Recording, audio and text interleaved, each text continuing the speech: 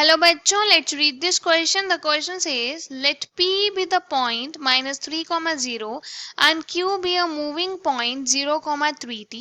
Let PQ be trisected at R so that R is nearer to Q. Rn is drawn perpendicular to PQ, meeting the x-axis at N. The locus of the midpoint of Rn is option A x plus 3 whole square minus 3y equal to 0. Option B x square minus y equal to 1. Option C y plus 3 whole square minus 3x equal to 0. Option D y square minus x is equal to 1.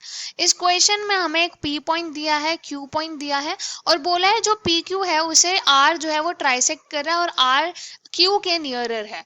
Are N एक हम perpendicular draw करेंगे, N जो है वो x axis पे meet करेगा और ये आर एन परपेंडिकुलर है पी क्यू का। हमें बताना आर एन के मिड पॉइंट का लोकस क्या होगा। So for this firstly we see the key concept to solve the question.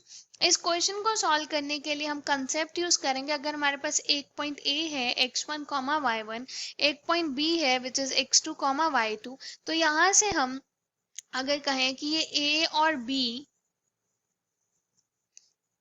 को कोई एक पॉइंट सी एम और एन रेशो में कट कर रहा है, तो यहाँ से हमारे पास सी के कोऑर्डिनेट्स क्या आएंगे, m multiply x2 plus n multiply x1 divided by m plus n and here m multiply y2 plus m multiply n multiply y1 आएगा यहाँ पे n multiply y1 and this divided by m plus n। और अगर हम A B के mid point देखें तो हमारे पास आएगा mid point of A B is equal to x1 plus x2 divided by 2 and y1 plus y2 divided by 2। Also हम यहाँ से स्लोप भी लिख सकते हैं ए बी का। यहाँ से आ जाएगा slope of A B is equal to y2 minus y1 divided by x2 minus x1। और यहाँ पे हम एक कंसेप्ट और यूज करेंगे। अगर हमारे पास स्लोप ऑफ लाइन L1 दिया हो इक्वल टू M1 और एक और हमारे पास लाइन है स्लोप ऑफ L2 हमारे पास M2 दिया हो and L1 is perpendicular to L2, then this implies कि M1 और M2 का जो प्रोडक्ट है वो इक्वल होगा -1 के। इस कंसेप्ट को यूज करके क्वेश्चन को सॉल्व करेंगे। Question is of moderate level. Let's start solving the question. तो यहाँ सबसे पहले हम ड्रॉ करेंगे, ये हमारी x एक्सिस है, ये हमारी y एक्सिस है।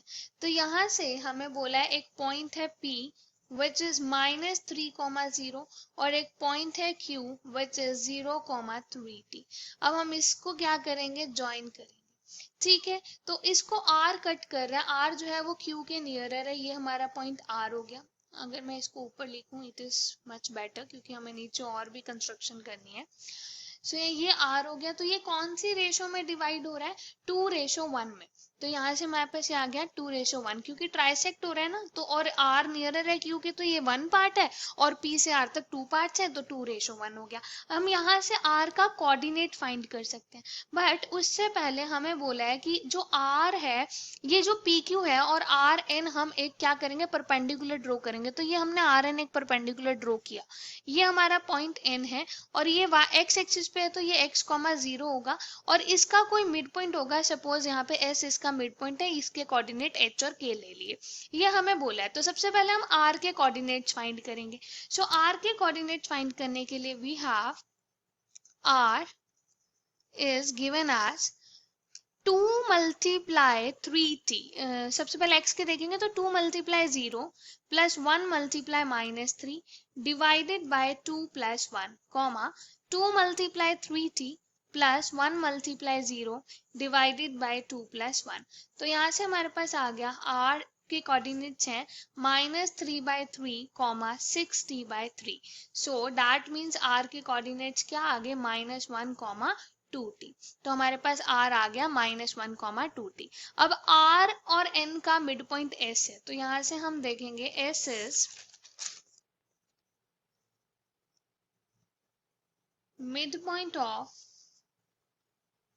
Rn।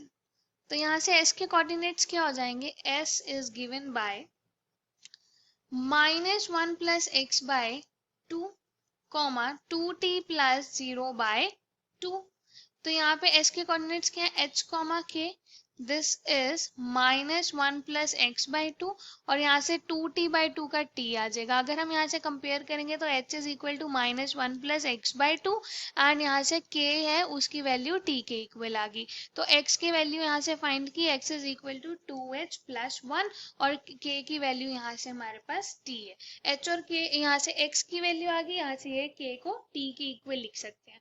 तो हमारे पास क्या आ गया, r आ गया हमारे पास -1,2t, ये तो हमारे पास पहले ही आ गया था। और n के कोऑर्डिनेट क्या आ गए, n इज x की जगह क्या आ गया 2h प्लस 1 और कॉमा 0 और rn का स्लोप लिख सकते हैं। अब यहाँ से slope of rn is equal to 0 -2t divided by 2h plus 1 और minus minus 1 is plus 1 which is equal to -2t divided by 2h plus 2। तो यहाँ से t को हम क्या पुट कर सकते हैं, k पुट कर सकते हैं। So this is equal to -2k divided by 2 common लिया तो h प्लस 1, यहाँ से हमारे पास आ गया -k/h प्लस 1। ये हमारा स्लोप ऑफ rn है।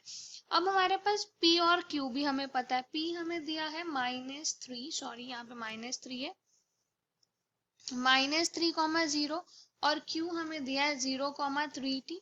तो यहाँ से हम लिख सकते हैं slope of P Q is equal to 3t minus 0 divided by 0 minus minus plus 3 which is 3t/3 which is equal to t और t की वैल्यू k के इक्वल है तो k आ गया।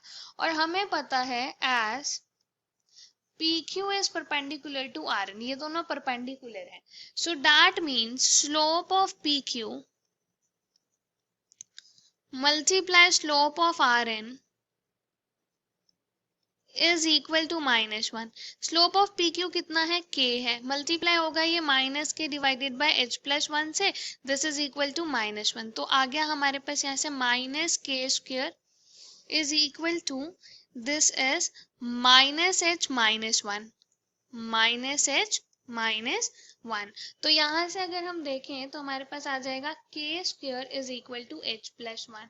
तो that means k² minus h plus is equal to 1।